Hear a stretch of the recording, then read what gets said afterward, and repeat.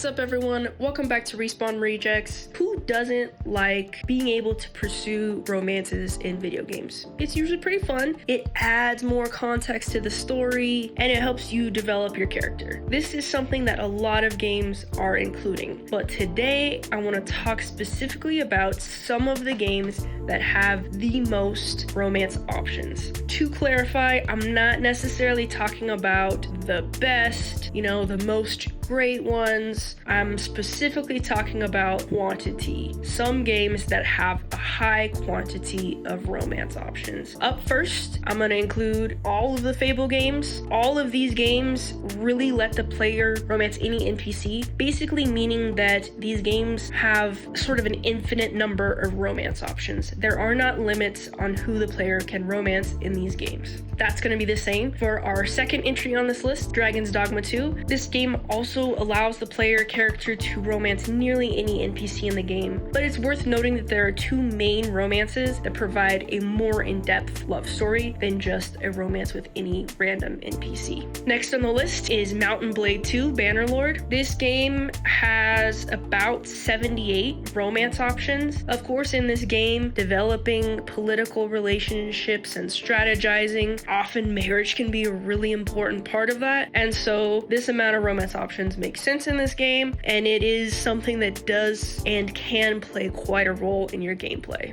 Next on the list is Star Wars: The Old Republic. This game has about 31 romance options. It's worth noting that some of these are dependent on class types as well as having gender restrictions. Still, this is a large number of romance options and it really gives the player the ability to have a variety in their playthroughs and to come back and replay things and have a different outcome. Next on the list is Stardew Valley. Stardew Valley allows the player character to build relationships with the townspeople and also, if they choose to do so, to have a romantic relationship, and there really aren't limits on who the player is able to romance. The game has provided 12 eligible romance options that the player is able to choose from. Next is Mass Effect Andromeda. It's worth noting for this game that even though there are 10 romance options, some of them are limited with gender restrictions. However, this game does provide detailed characters that you can romance. These can be kind of complicated relationships that require you to put in like emotional effort and work and be supportive of your partner, and it can make it very interesting and add depth to your playthrough. Next is Fallout 4. Fallout 4 allows you to romance your companions as you make actions and decisions that they agree with or maybe don't agree with. You impact your relationship with them, and when you have a close enough relationship with someone, you may choose for it to be a romantic relationship with them. This is going to apply to 9 characters within this game and provides you the ability to travel and have a lot of crazy adventures with your partner, I guess. Next is Dragon Age Inquisition. There are 8 romance options in this game. There are some limitations to this. A big example of this is Solus. Solus is a romance option, but will only date an elf,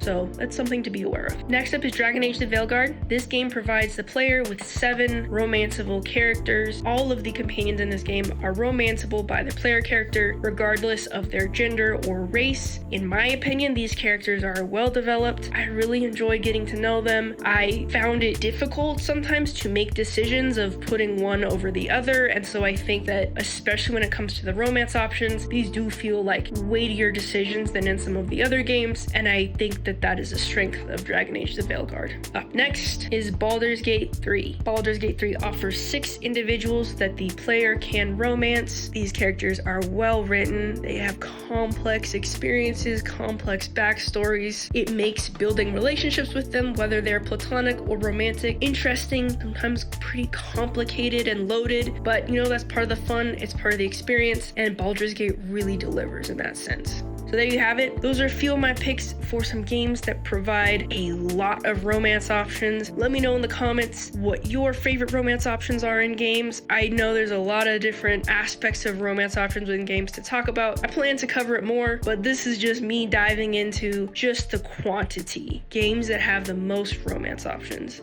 If you like more content like this, please like and subscribe, and I'll see you in the next one.